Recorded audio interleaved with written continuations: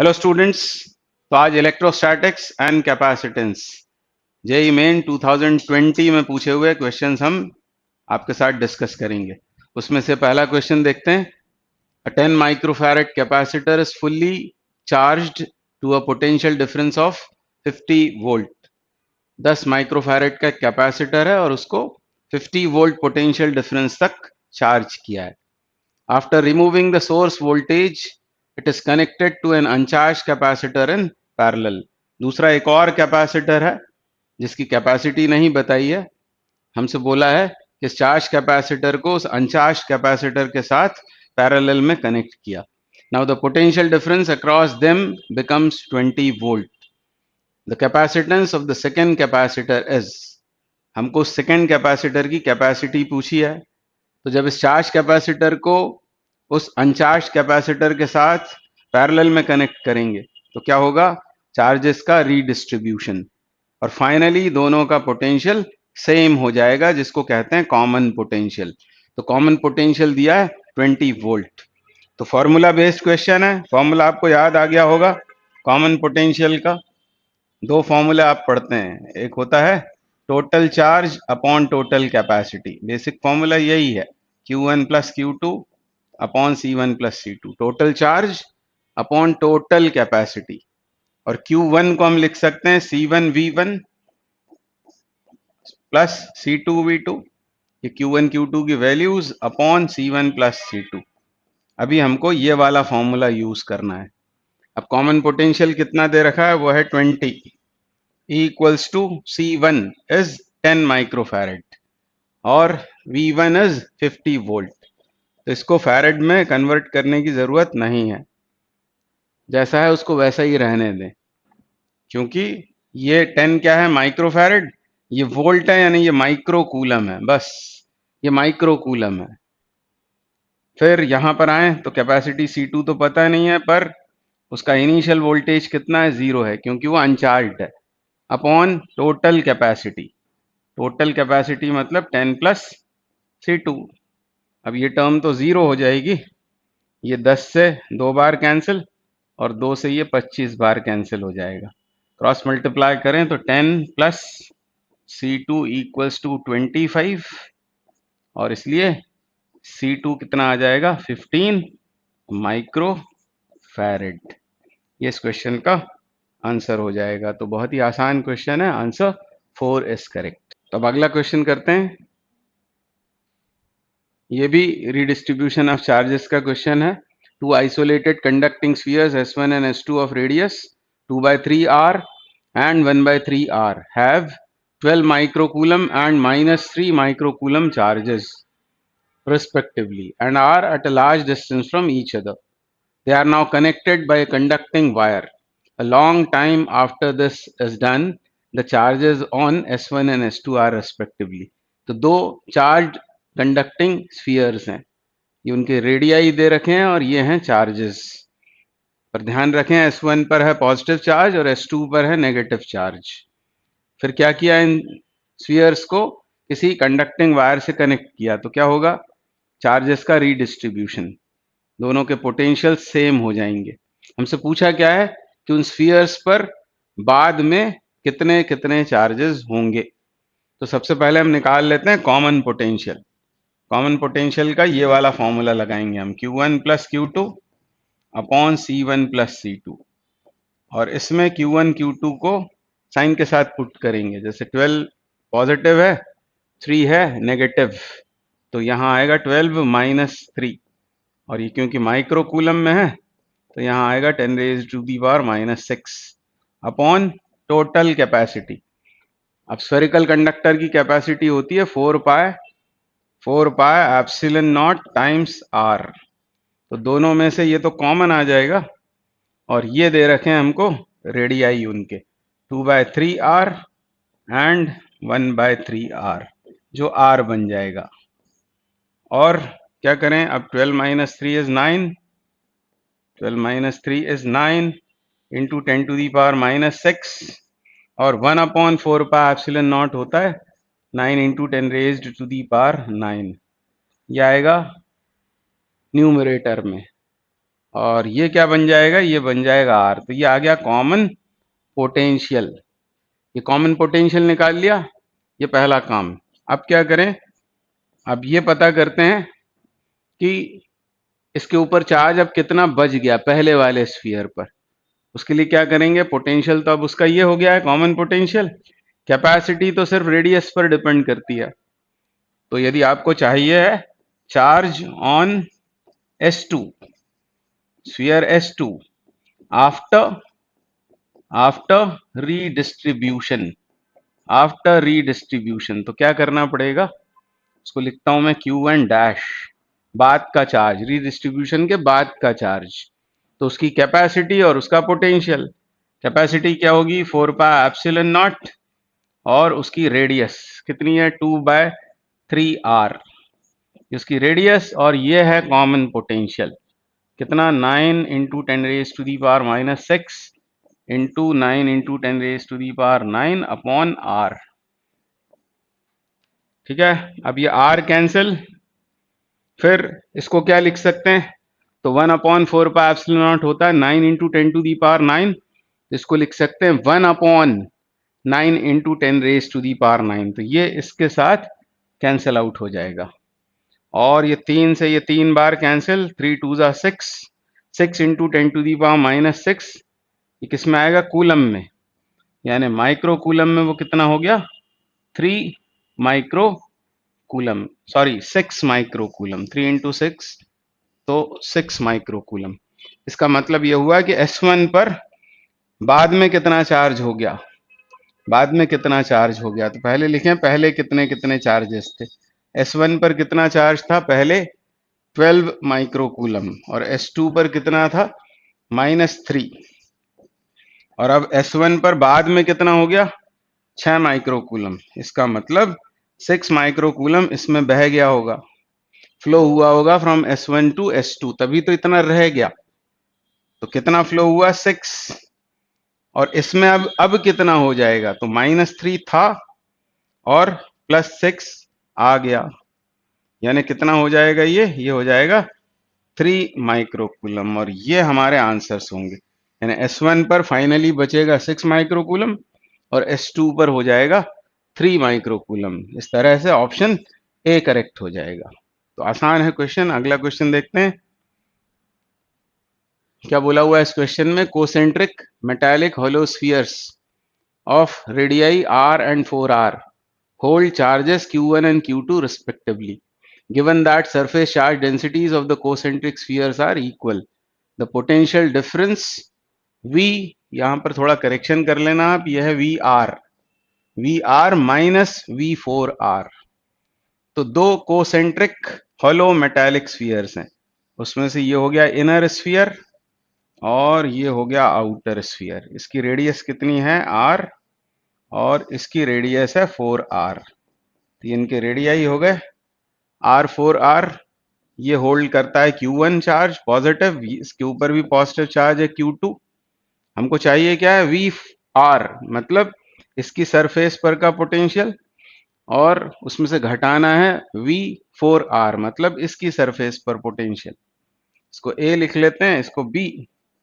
तो हमको चाहिए एक्चुअली va माइनस vb, या फिर ऐसा लिख लें vr माइनस v4r, ऐसा लिख लेते हैं।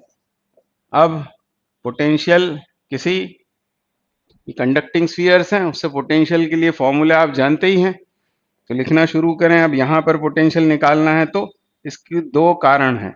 एक तो खुद इस पर का चार्ज यहाँ पोटेंशियल प्रोड्यूस करेगा, तो सरफेस वाला फॉर्मूला लगाएंगे, और इस पर जो चार्ज प्रेजेंट है उसकी वजह से इनसाइड वाला फॉर्मूला लगाएंगे। तो यहाँ पोटेंशियल के दो कॉजेस, चार्ज, इसका ओन चार्ज Q1, उससे कितना पोटेंशियल होगा, सरफेस फॉर्मूला लगाना है। ऐसा है फॉर्मूला लगाएंगे क्योंकि आंसर्स में आप देख रहे हैं एप्सिलॉन नॉट आ रहा है, तो 1/4πε0 चार्ज कितना है Q1 अपॉन इसकी अपनी रेडियस मतलब r पॉजिटिव। अब इससे कितना होगा पोटेंशियल, इसके लिए ये इनसाइड पॉइंट है, तो आपको पता है कि जितना सरफेस पर पोटेंशियल होता है उतना ही अंदर होता है। ये जो लिखा है ये है इस इनर स्फीयर से ए पर पोटेंशियल, अब बी की वजह से आउटर स्फीयर से ए पर कितना होगा, तो इनसाइड फॉर्मूला लगाएंगे, होगा तो वो भी positive 1/4 pi epsilon not Q2, इस बाहर वाले पर प्रेजेंट चार्ज अपॉन जितना सरफेस पर उतना ही यहाँ होता है, सरफेस के लिए 4R यहाँ लेंगे, ये टर्म आएगी, ये आया टोटल VR अभी, फिर ये माइनस साइन, फिर ये आएगा माइनस साइन ऑफ V4R, मतलब यहां पोटेंशियल कितना होगा, तो ये पॉइंट इसके लिए है बाहर, और बाहर है तो बाहर वाला फॉर्मूला क्या हो जाएगा, 1/4 पाई एप्सिलॉन नॉट, उसका charge Q1 upon distance 4R लेंगे, और खुद इस पर जो चार्ज है उससे भी पोटेंशियल प्रोड्यूस होगा, होगा वो पॉजिटिव, पर इस माइनस की वजह से यहाँ माइनस और ये भी माइनस आ रहा है, तो 1/4 पाई एप्सिलॉन नॉट चार्ज मतलब Q2 अपॉन कितना लिखे यहाँ 4R, ऐसी चार टर्म्स आएंगी, इनको निकाल लेंगे। अब देखो कि ये और ये कैंसिल हो रहा है, ये टर्म और ये टर्म, सेकंड और फोर्थ टर्म कैंसिल हो गई, और अब बस इसको सॉल्व कर देना है। तो देखो Q1, ये भी Q1, फिर 4 पाई एप्सिलॉन नॉट ये भी बाहर, उसके अलावा ये R भी बाहर हो जाएगा, तो यहाँ कितना आएगा, यहाँ आएगा 1, और यहाँ आएगा 1/4, ये 4 रह गया, 1 माइनस 1/4 यानी 3/4, तो बस आ गया आंसर, 3Q1 अपॉन जो नीचे वाला 4 है वो इसके साथ मल्टीप्लाई होके 16 पाई एप्सिलॉन नॉट और क्या R, और यही होगा पोटेंशियल डिफरेंस है एक्चुअली, ये VR माइनस V4R, तो कौन सा ऑप्शन सही हो रहा है इसमें आप चेक कर लेना। कई बार गलती से मैं कुछ और टिक कर देता हूं, फिर उसके ऊपर बहुत सारे कमेंट आने लगते हैं, तो बराबरी से आपकी भी जिम्मेदारी, मैं आपको समझा रहा हूं, है ना, आंसर निकाल के देना या मैं कितना स्मार्ट हूं ये बताना मेरा ऑब्जेक्टिव नहीं है, आपका इससे फायदा होना चाहिए, यदि वो गलत है तो उसके लिए आप भी बराबरी से जिम्मेदार हैं, आपको मुझे बताना पड़ेगा, और हो जाती है गलती, है ना, इवन NTA से तक गलतियां होती हैं। खैर आगे बढ़ते हैं, अभी अगला क्वेश्चन करेंगे। A capacitor C is fully charged with voltage V0. After disconnecting the voltage source, it is connected in parallel with another uncharged capacitor of capacitance C by 2. The energy loss in the process after the charge is redistributed between the two capacitors is. तो आसान सा सवाल है, आपको अब फॉर्मूले से formula revise हो जाएगा, फॉर्मूला बताता हूं, तो यह है loss of energy in redistribution of charges, तब लॉस बोल चुके हैं तो माइनस मत लो, अब C1 C2 upon 2 C1 plus C2, यहाँ स्क्वायर वेयर नहीं आता है कहीं भी, और यहाँ आता है square V1 minus V2 whole square, और कोई फर्क नहीं पड़ता कि आप V1 माइनस V2 या V2 माइनस V1 लिख लेते हैं, कोई फर्क नहीं पड़ता। अब C1 plus C2, C1 is C, C2 is C by 2, values डाल रहे हैं, upon 2 into C plus C by 2, और ये कितना था V1 था V0, और V2 वन चार्ज था तो 0 हो जाएगा, बस ये हमारा आंसर है। तो बहुत ही आसान है, ये क्या होगा, ये बनेगा C² अपॉन 2, और यहाँ ये कितना होगा, ये होगा 3C by 2, तो 2 अपॉन 3C, और ये 2 ऑलरेडी है यहाँ, है ना, 2 अपॉन 3C मतलब ये हो जाएगा 6C, और यहाँ आएगा V0 स्क्वायर, तो ये 2 से 2 कैंसिल, एक C से ये एक C कैंसिल, तो क्या बचता है 1/6C V0 स्क्वायर, और यही इस क्वेश्चन का आंसर है। तो अभी जैसे मैं आपसे कह रहा था कि NTA भी गलतियां करता है, तो NTA ने कुछ और आंसर दिया था इसमें, सब मुझे याद नहीं है, पर आंसर ये है 1/6C V0 स्क्वायर, है ना, तो आपको भी दिमाग चलाना चाहिए, साथ साथ में सॉल्व करना चाहिए। आगे बढ़ते हैं, तो अब अगला क्वेश्चन करेंगे सर्किट सॉल्विंग। क्या बोला, in the circuit shown charge on 5 microfarad capacitor is, जिसको नोडल मेथड से हम सॉल्व करेंगे, हमको चाहिए इस पर चार्ज, तो यहाँ आप दो सोर्सेस देख रहे हैं, ये 6 वोल्ट, ये भी 6 वोल्ट, ये पॉजिटिव टर्मिनल इस सोर्स का, ये नेगेटिव, ये पॉजिटिव और ये नेगेटिव। ये पॉइंट ओ बोला हुआ है, इस जंक्शन को एक्स बोल देते हैं, इसको वाई और इसको जेड। अब पहले चार्जेस को डिस्ट्रीब्यूट करते हैं और फिर हम लगाएंगे इस नोड के लिए KCL, किरचॉफ्स करंट लॉ। तो पॉजिटिव टर्मिनल है ये 6 वोल्ट का, इसमें से हम मानते हैं कि Q1 चार्ज फ्लो होकर आता है इस कैपेसिटर की लेफ्ट प्लेट पर। मान लो वो चार्ज है +Q1, इस पर कितना आएगा इंडक्शन से -Q1 और +Q1 इधर फ्लो होगा टूवर्ड्स X, ठीक है, इधर फ्लो होगा। अब क्या करें, यहां से लेकर चलते हैं कुछ चार्ज और ये जो राइट प्लेट है इस पर आ गया मान लो +Q2, इस पर आएगा -Q2 और +Q2 इधर बहकर आएगा, ठीक है। अब ये दोनों जंक्शन पर आने वाले चार्जेस हैं, दोनों ऐड होंगे और यहां आएगा Q3 इस वाले कैपेसिटर की ऊपर वाली प्लेट पर, नीचे वाली प्लेट पर -Q3 और फिर यहां आने के बाद वापस इसमें Q1 इसमें Q2। इस तरह चार्जेस को हमने डिस्ट्रीब्यूट कर लिया, ठीक है। अब हम जानते हैं किसी भी जंक्शन पर चार्ज ना तो एक्यूमुलेट होता है, आई मीन ना प्रोड्यूस होता है ना डिस्ट्रॉय होता है। क्या करेंगे, डेल्टा क्यू इक्वल्स टू 0 कर लेंगे, डेल्टा क्यू इक्वल्स टू 0 इस जंक्शन पर, मतलब आने वाले चार्जेस बराबर जाने वाले चार्जेस। अब ये दोनों कैसे हैं, टूवर्ड्स जंक्शन है, entering into the junction Q1 Q2, इनको पॉजिटिव साइन के साथ, और Q3 जाने वाला चार्ज है इक्वल्स टू 0। अब यहाँ फालतू परेशान मत करना मुझको, ये मत कहना कि सर हमारे टीचर ने बताया कि आने वाले आप नेगेटिव लो वगैरह, आप कर सकते हो, आपकी इच्छा है, कोई फर्क नहीं पड़ता है, बस ऑपोजिट साइन के साथ में, ठीक है ना। तो आने वाले को मैंने पॉजिटिव माना है चार्ज को, और जाने वाला जो जंक्शन को लीव कर रहा है उसको माइनस लिया हुआ है, ठीक है। तो ऐसा लिख लिया। अब चार्ज क्या होता है, वो होता है, जानते हैं आप कैपेसिटी के फॉर्मूले से, Q is equal to CV, वो फॉर्मूला लगा देंगे। अब Q1 को क्या लिखेंगे बताओ, Q1 मतलब C1V। अब देखो ये है पॉजिटिव टर्मिनल इस 6 वोल्ट की बैटरी का, तो यहां पोटेंशियल 6 है, यहां भी 6 होगा, यहां भी 6 वोल्ट होगा, ठीक है। और इसका पोटेंशियल हम मान लेते हैं Vx है, ये 0, ये कितना है, ये +6, तो ये भी 6 वोल्ट होगा, बस हमको इसी की जरूरत है। और ये 0, यहाँ का पोटेंशियल 0, क्योंकि दोनों नेगेटिव टर्मिनल्स यहाँ जुड़े हुए हैं।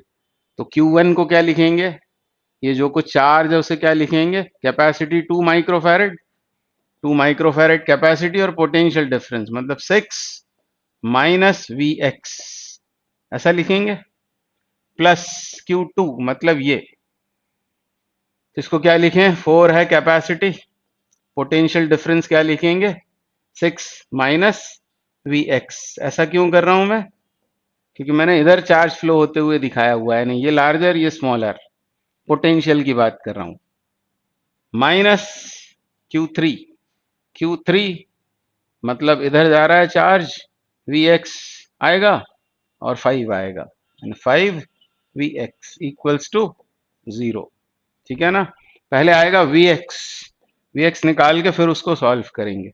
तो इसको सॉल्व करने के लिए क्या करें, बोर्ड भी चलाना मुझे सीखना है, धीरे धीरे करके मैं सीख जाऊंगा, अभी कोई बात नहीं। अब इसको आगे बढ़ाते हैं, है ना, वो इसमें आ गए तो आप माफ करना मुझे, ये ऑप्शंस यहाँ आ गए, मैं एक्चुअली यहाँ जगह बना रहा था, कोई बात नहीं, तब करते हैं, सीख जाऊंगा थोड़े दिन में। अब इसको आगे सॉल्व करें तो ये हुआ 12, फिर -2Vx, 2Vx प्लस 24 -4Vx, ठीक है ना, सही कर रहा हूं ना मैं, 12, फिर ये -2Vx प्लस 24 -4x -5Vx।